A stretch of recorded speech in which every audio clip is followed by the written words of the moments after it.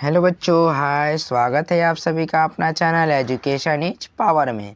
तो प्यारे बच्चों, आशा है कि आप लोग स्वस्थ होंगे, मस्त होंगे एवं तंदुरुस्त होंगे और आप लोग की पढ़ाई बहुत ही बेहतरीन ढंग से हो रही होगी। क्योंकि प्यारे बच्चों, इंटर और मैट्रिक दोनों बच्चों का बोर्ड एग्ज़ाम होने ही वाला है, जल्द ही होगा। तो उसी से रिलेटेड एक टॉपिक को हम लेकर आए हैं, भाषा एवं लिपि को। तो प्यारे बच्चों, हम लोग इस वीडियो में पढ़ेंगे भाषा और लिपि के बारे में। भाषा के कितने प्रकार होते हैं उनको जानेंगे, लिपि को जानेंगे, भाषा के सभी भेद के प्रकार एवं उनके डेफिनेशंस को जानने वाले हैं। तो प्यारे बच्चों, आइए हम लोग स्टार्ट करते हैं। व्याकरण का सबसे पहला चैप्टर 1 है भाषा यानी कि लैंग्वेज। ठीक है प्यारे बच्चों, तो आइए हम लोग जानते हैं भाषा की परिभाषा को। भाषा की परिभाषा क्या होती है, ठीक है। तो यहाँ पर देख सकते हैं, भाषा वह माध्यम है, भाषा वह माध्यम है जिसके द्वारा मनुष्य बोलकर, सुनकर, लिखकर व पढ़कर अपने मन के भावों को एवं विचारों को आदान प्रदान करता है, किसी दूसरे व्यक्ति के सामने व्यक्त करता है। तो क्या कहलाता है? तो वो भाषा कहलाता है। ठीक है प्यारे बच्चों, जैसा कि आप लोग देख रहे हैं कि अगर कोई व्यक्ति अपने बातों को, अपने भावनाओं को, अपने विचारों को किसी दूसरे व्यक्ति के सामने जिस भी माध्यम से व्यक्त करता है, तो उससे क्या कहते हैं? तो भाषा कहते हैं। ये सबसे सरल रूप है भाषा का। ठीक है प्यारे बच्चों, तो यहाँ पर आप देख सकते हैं भाषा का कुछ और भी डेफिनेशंस को यहाँ पर दिए गए हैं दूसरे शब्दों में, कि जिसके द्वारा हम अपने भावों को लिखित अथवा कथित रूप से दूसरों को समझा सके और दूसरों के भावों को खुद समझ सके, उसे भाषा कहते हैं। मतलब यहाँ पर देखिए कि लिखित अथवा कथित का मतलब क्या होता है? लिखना और कहना। लिखित का मतलब लिखना और कथित का मतलब कहना। तो यहाँ पर बोल रहा है कि यदि कोई व्यक्ति लिखकर या फिर कहकर किसी और व्यक्ति के सामने अपने विचार को व्यक्त करता है, तो उसे भी क्या कहते हैं? तो भाषा कहते हैं। ठीक है प्यारे बच्चों, और यहाँ पर आप लोग देख सकते हैं एक और डेफिनेशंस भाषा के ही दिए हुए हैं, एक और रूप में, यानी कि दूसरे रूप में। देखिए यहाँ पर बोल रहा है कि मनुष्य और मनुष्य के बीच वस्तुओं के विषय अपनी इच्छा और मति का आदान प्रदान करने के लिए व्यक्त ध्वनि संकेतों का जो व्यवहार होता है, उसे क्या कहते हैं? तो भाषा कहते हैं। ठीक है, बहुत ही इजी डेफिनेशन है। ठीक है प्यारे बच्चों, और यहाँ पर आप लोग देख सकते हैं एक नोट पॉइंट है प्यारे बच्चों, कि भाषा शब्द संस्कृत की भाष धातु से बना है। अगर आपसे पूछ दिया जाता है कि भाषा शब्द संस्कृत की कौन सी धातु से बना है, तो भाष धातु से बना है। ये आप लोगों के क्वेश्चन एग्जाम में आ सकते हैं, क्योंकि ये क्वेश्चन जो है वो भी आई है प्यारे बच्चों। और यहाँ पर देख सकते हैं कि भाष धातु का अर्थ क्या होता है?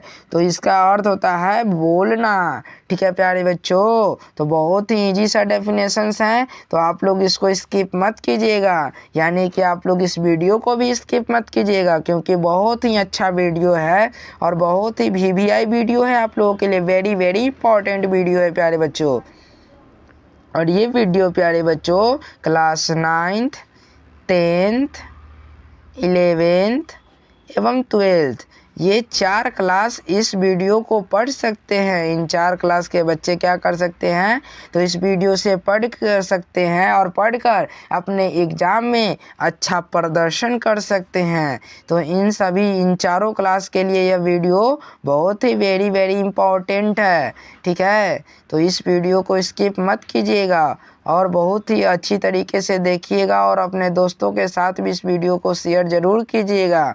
तो यहाँ पर देखिए प्यारे बच्चों, यहाँ पर लिखे हुए हैं भाषा के रूप, यानी कि भाषा के कितने रूप होते हैं। तो यहाँ पर बताया गया है कि भाषा के मुख्यतः 2 रूप होते हैं, जिसमें पहला रूप है मौखिक भाषा, जिसको इंग्लिश में क्या बोलते हैं? तो ओरल लैंग्वेज बोलते हैं, और लिखित भाषा दूसरा, जिसको इंग्लिश में बोलते हैं रिटेन लैंग्वेज।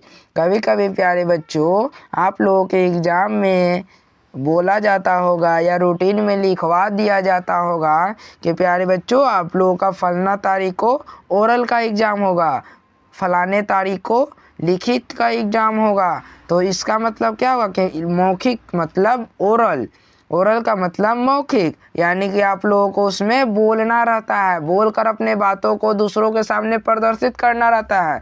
लेकिन ये जो लिखित भाषा होता है इसमें आपको जो भी बोलना रहता है उन सभी बातों को लिखकर किसी और व्यक्ति के सामने प्रदर्शित करना होता है। ठीक है प्यारे बच्चों, तो आइए हम लोग आगे बढ़ते हैं और देखते हैं यहाँ पर भाषा के प्रकार को जानते हैं। सबसे पहला भाषा का प्रकार है मौखिक भाषा। अब ये मौखिक भाषा क्या होता है, तो आइए हम लोग जानते हैं कि मौखिक भाषा क्या होता है। तो यहाँ पर देख सकते हैं कि भाषा का वह रूप जिसमें व्यक्ति अपने विचारों को बोलकर प्रकट करता है और दूसरा व्यक्ति सुनकर उसे समझता है, तो यह भाषा मौखिक भाषा कहलाता है। यानी कि इसमें बोला जा रहा है कि कोई व्यक्ति अपने विचार को क्या करता है, तो बोलकर किसी और व्यक्ति के सामने प्रकट करता है, किसी और व्यक्ति के सामने प्रकट करता है और दूसरा व्यक्ति क्या करता है कि उस बात को गहराई पूर्वक सुनता है और सुनकर उसको समझता है। तो इसी को क्या बोलते हैं, मौखिक भाषा बोलते हैं। इसमें क्या होता है कि एक व्यक्ति बोल रहा है और दूसरा व्यक्ति उस बात को सुनकर समझ रहा है, तो उसको बोलते हैं मौखिक भाषा। ठीक है, और इसमें वक्ता, पहले बच्चों इसमें थोड़ा सा इरेज कर लेते हैं। अब देखिए इसमें बोला जा रहा है कि इसमें वक्ता बोलकर अपनी बात कहता है। इसमें वक्ता क्या कहता है, बोलकर अपनी बात को कहता है और श्रोता सुनकर अपना बात समझता है। यानी कि वक्ता का मतलब क्या हो गया, बोलने वाला, और श्रोता का मतलब हो गया सुनने वाला। तो बोल रहा है कि इसमें कोई व्यक्ति बोलता है और दूसरा व्यक्ति सुनता है और उसकी बातों को समझता है। बहुत इजी है। ठीक है प्यारे बच्चों, जैसे यहाँ पर एग्जाम्पल में आप देख सकते हैं वार्तालाप, टेलीफोन पर बातचीत, भाषण व रेडियो सुनना। वार्तालाप यानी कि बातचीत हो गया, टेलीफोन पर बातचीत यानी कि फ़ोन पे या टेलीफोन पे एक जगह से दूसरे जगह स्थित व्यक्ति टेलीफोन के माध्यम से संपर्क कर सकते हैं। मतलब आप किसी और देश में हैं और कोई व्यक्ति आपसे दूर कहीं और कुछ देश में है, तो आप दोनों एक दूसरे के कांटेक्ट में बात कर सकते हैं। आप दोनों फ़ोन के माध्यम से, टेलीफोन के माध्यम से आपस में बातचीत कर सकते हैं। तो इसी को बोलते हैं टेलीफोन पर बातचीत करना और भाषा व रेडियो सुनना। तो ये भी एक प्रकार के मौखिक भाषा ही हो गया। ठीक है प्यारे बच्चों, अब प्यारे बच्चों हम लोग आगे बढ़ते हैं और यहाँ पर आप लोग देख सकते हैं, यहाँ पर लिखा हुआ है लिखित भाषा। आखिर लिखित भाषा क्या होता है, तो आइए हम लोग जानते हैं लिखित भाषा क्या होता है। इसमें प्यारे बच्चों आप लोगों को बताया जाएगा कि यदि कोई व्यक्ति लिखता है और दूसरा व्यक्ति उसी लिखे हुए चीज़ों को पढ़कर उसके बातों एवं भावनाओं को समझता है, तो उसको क्या बोलते हैं, लिखित भाषा बोलते हैं। ठीक है, तो हम लोग इस डेफिनेशंस को जान लेते हैं कि भाषा वह रूप है जिसमें व्यक्ति अपने विचारों को लिखकर प्रकट करता है और दूसरा व्यक्ति पढ़कर समझता है, तो इसे क्या कहते हैं, तो लिखित भाषा कहते हैं। कौन सी भाषा बोलते हैं प्यारे बच्चों, तो लिखित भाषा बोलते हैं। ठीक है, और यहाँ पर एग्जाम्पल में प्यारे बच्चों दिए हुए हैं पत्र लिखना, समाचार पत्र, पत्रिकाएं, कहानी, लेखक। इसमें प्यारे बच्चों आप लोगों को बहुत ही अच्छा सा एग्जाम्पल मैं देना चाहता हूँ।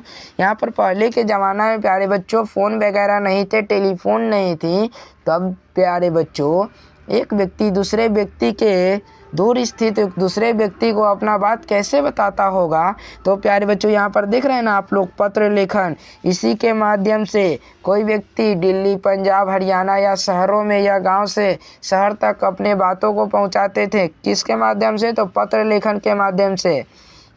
मतलब आप कहीं और गांव में स्थित हैं और आपके परिवार वाले या कोई परिवार के सदस्य शहर में स्थित हैं, तो आप क्या करेंगे, आपको अपने शहर के रिश्तेदार के पास आपको अपनी सूचना देनी होगी, तो आप क्या कीजिएगा, आप पत्र लिखिएगा और पत्र लिखकर क्या कीजिएगा, तो डाकघर यानी कि पोस्ट ऑफिस में जमा कर दीजिएगा।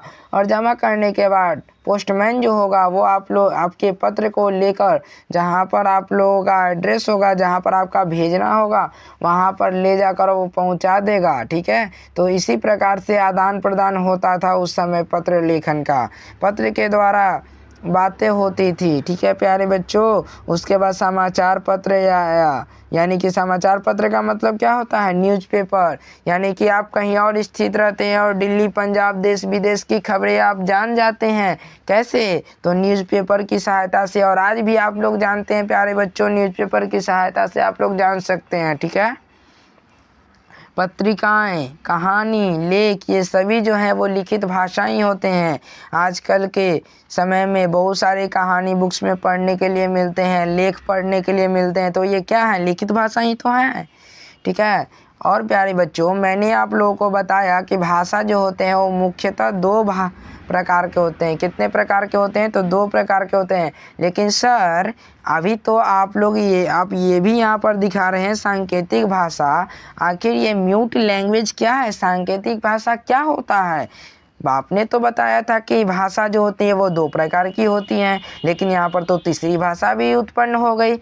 तो सर यहाँ पर यदि आप लोगों का कभी भी एग्जाम में क्वेश्चन आता है और पूछ दिया जाता है कि भाषा कितने प्रकार के होते हैं, तो आपको दो ही मारना है। ठीक है, क्योंकि ये जो होते हैं वो अलग से होते हैं, इनको हम भाषा में शामिल नहीं करते हैं, क्योंकि भाषा जो होती है वो मुख्यतः दो प्रकार की होती है, लिखित भाषा और मौखिक भाषा। और ये जो है वो सांकेतिक भाषा होता है, जिसको इंग्लिश में म्यूट लैंग्वेज भी बोलते हैं। आइए इसके डेफिनेशंस को जानते हैं कि ये क्या है। भाषा का एक तीसरा रूप भी होता है जिसे हम सांकेतिक भाषा कहते हैं। सिंपल सा डेफिनेशंस हैं कि भाषा का एक तीसरा रूप भी होता है जिसे हम क्या कहते हैं, तो सांकेतिक भाषा बोलते हैं। ठीक है, सांकेतिक भाषा मतलब क्या होता है कि इसमें जो होता है वो कोई व्यक्ति किसी दूसरे व्यक्ति को संकेत के माध्यम से अपने बातों को बतलाता है। ठीक है प्यारे बच्चों, अब आप लोग जानते होंगे कि कोई गूंगा व्यक्ति जो होता है वो अपने बातों को दूसरे व्यक्ति के सामने कैसे व्यक्त करता होगा, आऊँ आऊँ करता होगा, आऊँ आऊँ आऊँ आऊँ करता होगा, तो आप लोगों को तो समझ में नहीं आता होगा। लेकिन जब वो अपने हाथों या मुंह, नाक, कान किसी भी के सहायता से कोई इशारा करके उस बात को आपको बताता है, तो उसे ही ना सांकेतिक भाषा बोलते हैं, जो संकेत के माध्यम से आप लोगों को बताता हो। गूंगा व्यक्ति कैसे बताएगा, संकेत के माध्यम से ही ना बताएगा। ठीक है, तो उसी को बोलते हैं सांकेतिक भाषा। ठीक है, तो यहाँ पर आप देख सकते हैं सांकेतिक भाषा में यहाँ पर लिखे हुए हैं कि कई बार हम चौराहे पर लाल बत्ती जलने पर रुक जाते हैं, लाल बत्ती जलने पर रुक जाते हैं। अध्यापक के मुंह पर अंगुली रखने पर बच्चे शांत हो जाते हैं। हाथ के संकेत से हम किसी परिचित को अपने आने या जाने का संकेत कर सकते हैं। यह सांकेतिक भाषा का रूप है, यह सांकेतिक भाषा का रूप है। ठीक है प्यारे बच्चों, और इसे भाषा के रूप में नहीं गिनते हैं, क्योंकि यह जरूरी नहीं है कि सांकेतिक द्वारा किया गया इशारा का उद्देश्य देखने वाले हूबहू ग्रहण करे।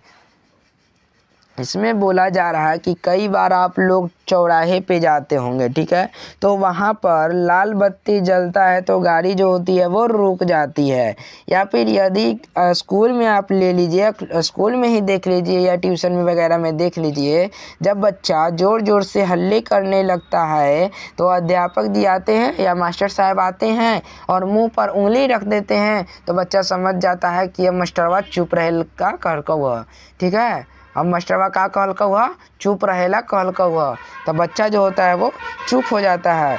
या फिर हाथ से अपने रिश्तेदार को यदि कहीं भेजना होता है तो हम लोग क्या करते हैं, हाथ की मदद से, हाथ की सहायता से इशारा कर देते हैं कि आप लोग आगे बढ़िए, हम पीछे से आते हैं, या फिर वो उस तरफ गया है आप भी उसी तरफ चले जाइए। मतलब हाथों के इशारे से हम लोग अपनी बातों को बता देते हैं, तो इसे सांकेतिक भाषा के रूप में ही जानते हैं। ठीक है प्यारे बच्चों, तो आप लोग समझ गए होंगे कि सांकेतिक भाषा क्या होता है और किस प्रकार इसको व्यक्त किया जाता है। तो हम लोग आगे बढ़ते हैं प्यारे बच्चों। तो देखिए यहाँ पर देखिए यहाँ पर दिया हुआ है सांकेतिक में ही कि जब संकेतों के द्वारा हम अपने विचारों को व्यक्त करते हैं, क्या करते हैं, व्यक्त करते हैं, तो यह सांकेतिक भाषा कहलाता है। बहुत ही सिंपल वे में डेफिनेशन है प्यारे बच्चों कि जब संकेतों के द्वारा हम अपने विचारों को व्यक्त करते हैं तो इसे सांकेतिक भाषा कहते हैं। ठीक है, अब हम लोग आगे बढ़ते हैं प्यारे बच्चों और देखते हैं कि भारत की प्रमुख भाषाएं, भारत की प्रमुख भाषाएं कितनी हैं। तो भारत बहुत सारी भाषाओं का देश है। भारत जो है वो बहुत सारी भाषाओं का यानी कि अनेक भाषाओं का देश है, परंतु सरकारी कामकाज में एवं व्यवहार में लाई जाने वाली मुख्यतः दो भाषाएं हैं, हिंदी और अंग्रेजी। दो भाषाएं हैं प्यारे बच्चों, कौन कौन सी हैं, तो हिंदी और अंग्रेजी हैं। तो आप लोग यहाँ पर देख सकते हैं हिंदी और अंग्रेजी हैं। ठीक है, पूछा जा सकता है आप लोगों को भारत में कितने भाषाएं हैं, तो अनेकों भाषाएं हैं। सरकारी कामकाज एवं व्यवहार में लाई जाने वाली भाषाओं की संख्या कितनी है एवं कौन कौन सी है, तो दो हैं। और कौन कौन सी हैं, तो हिंदी और अंग्रेजी हैं। ठीक है, लेकिन आप लोग से यदि पूछा जाए कि भारतीय संविधान में कितने भाषाओं को मान्यता मिला है, कितने भाषाओं को मान्यता प्रदान की गई है, तो यहाँ पर आप बोल सकते हैं कि 22 भाषाओं को मान्यता प्राप्त हुई है। कितना, तो 22 भाषाओं को मान्यता प्राप्त हुई है। और उन सभी 22 भाषाओं को हम लोग जानते हैं प्यारे बच्चों। देखिए यहाँ पर दिए हुए हैं ये 22 भाषाएं जो हैं वो, पहला में देखिए संस्कृत, हिंदी, सिंधी, तमिल, तेलुगु, मलयालम, गुजराती, मराठी, पंजाबी, कोंकणी, कश्मीरी, उर्दू, उड़िया, असमिया, कन्नड़, बांग्ला, नेपाली, बोरो, डोगरी, मैथिली, संथाली और मणिपुरी, ये जो है वो 22 भाषाएं हैं। ठीक है प्यारे बच्चों, तो आप लोग जान गए कि 22 भाषाएं जो हैं वो ये निम्नलिखित भाषाएं हैं जिनको भारतीय संविधान में मान्यता प्राप्त है। बोला जा सकता है कि बताइए भारतीय संविधान में कितने भाषाओं को मान्यता प्राप्त है एवं उन सभी का नाम लिखें, तो 22 भाषाओं का मान्यता प्राप्त है और उन सभी का नाम जो है वो निम्नलिखित है। ठीक है प्यारे बच्चों, तो आइए हम लोग जानते हैं लिपि के बारे में कि लिपि क्या होती है।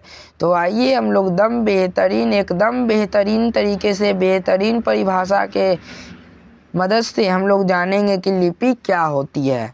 लिपि की परिभाषा कुछ इस प्रकार से यहाँ पर दी हुई है प्यारे बच्चों, बहुत ही इजी वे में जिसको बच्चा भी याद कर सकता है, पढ़ सकता है। तो यहाँ पर देख सकते हैं कि लिपि शब्द का अर्थ क्या होता है, तो लिपना या पोतना।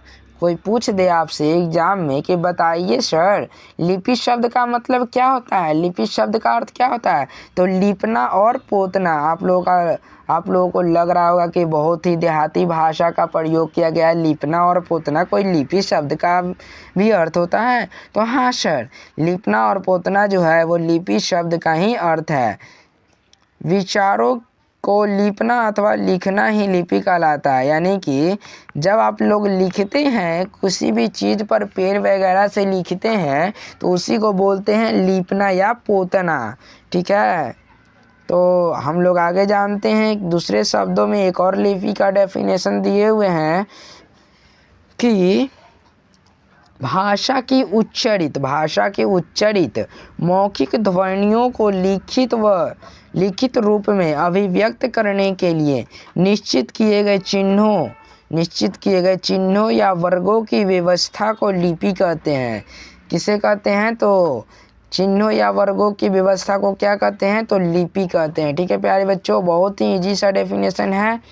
और यहाँ पर आप लोग देख सकते हैं प्यारे बच्चों कि यहाँ पर देखिए, यहाँ पर दिया हुआ है कि हिंदी और संस्कृत भाषा की लिपि क्या है।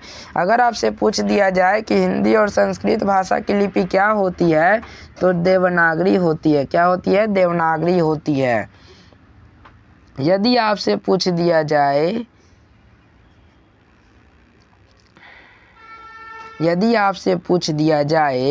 कि अंग्रेजी भाषा की लिपि क्या होती है, तो रोमन होती है। अंग्रेजी भाषा की लिपि रोमन होती है। और पंजाबी भाषा की लिपि क्या होती है? तो गुरुमुखी। और उर्दू भाषा की लिपि क्या होती है? तो फारसी। ये जो है प्यारे बच्चों, एग्जाम में बहुत बार आ चुके हैं ये क्वेश्चन, तो आप लोग इस पे बहुत ज़्यादा गौर कीजिएगा, ध्यान दीजिएगा इस क्वेश्चन को, क्योंकि ये क्वेश्चन जो है वो बहुत ही ज़्यादा इम्पोर्टेंट है। ठीक है प्यारे बच्चों, तो आप लोग इस पे गौर कीजिएगा थोड़ा सा। और देखिए प्यारे बच्चों, यहाँ पर दिया हुआ है कि हिंदी में लिपि चिन्ह देवनागरी के वर्गों में 11 और 41 व्यंजन होते हैं। मतलब बोला जा रहा है कि हिंदी में लिपि चिन्ह देवनागरी के वर्गों में स्वर की संख्या कितनी है? तो 11। स्वर की संख्या 11 और व्यंजन की संख्या 41 है। ठीक है, तो आप लोग इसको भी ध्यान दीजिएगा, क्योंकि ये बहुत बार आ चुका है यह क्वेश्चन, तो इस पे ध्यान देना बहुत ही आवश्यक है। और यहाँ पर आप लोग देख सकते हैं मात्रा के बारे में आप लोग जान सकते हैं। मात्रा किसे कहते हैं? तो व्यंजन के साथ स्वर का संयोग होने पर स्वर का जो रूप होता है उसे मात्रा कहते हैं। यानी कि व्यंजन के साथ स्वर का संयोग होने पर स्वर का जो भी रूप होता है उसको क्या कहते हैं? तो मात्रा कहते हैं। और यहाँ पर आप लोग देख सकते हैं उदाहरण में मात्रा को अम्पया से सूचित किया गया है, व्यक्त किया गया है। अम्पया, अशई, अदृगई, अशऊ, अदृगऊ, री, ए, ओ, औ। ये जो है, ये सभी जो है वो स्वर हैं। और इन सभी स्वरों में जिन मात्राओं का इस्तेमाल हुआ है वो यहाँ पर दिए हुए हैं। ठीक है प्यारे बच्चों, तो यहाँ पर आप देख सकते हैं। और आप क कंपिका भी पढ़े होंगे, क कंपिका से परिचित होंगे प्यारे बच्चों। तो यहाँ पर देखिए कि जो क कंपिका में मात्रा दिए हुए हैं उन मात्राओं का भी इस्तेमाल किया गया है यहाँ पर। ठीक है प्यारे बच्चों, तो इसी के साथ यह वीडियो जो है प्यारे बच्चों अब ख़त्म हुआ। अब आप लोग प्यारे बच्चों इसको अपनी तरीके से इसका नोट्स बना लीजिएगा। और इसका हो सके तो आप लोग को PDF चाहिए तो आप लोग कमेंट ज़रूर कीजिएगा, आपको PDF दे दी जाएगी प्यारे बच्चों, क्योंकि आप लोगों के लिए चैप्टर जो है वो बहुत ही आवश्यक है। आपके एग्ज़ाम के पर्पज़ से तो बहुत ज़्यादा इम्पोर्टेंट है। ठीक है प्यारे बच्चों, तो आइए हम लोग अब थोड़ा सा देखिए, अब अगली क्लास में हम लोग मिलते हैं। और इस वीडियो को ज़्यादा से ज़्यादा लाइक कीजिएगा, सब्सक्राइब कीजिएगा और अपने सभी मित्रों के पास इस वीडियो को शेयर ज़रूर कीजिएगा। ठीक है प्यारे बच्चों, धन्यवाद।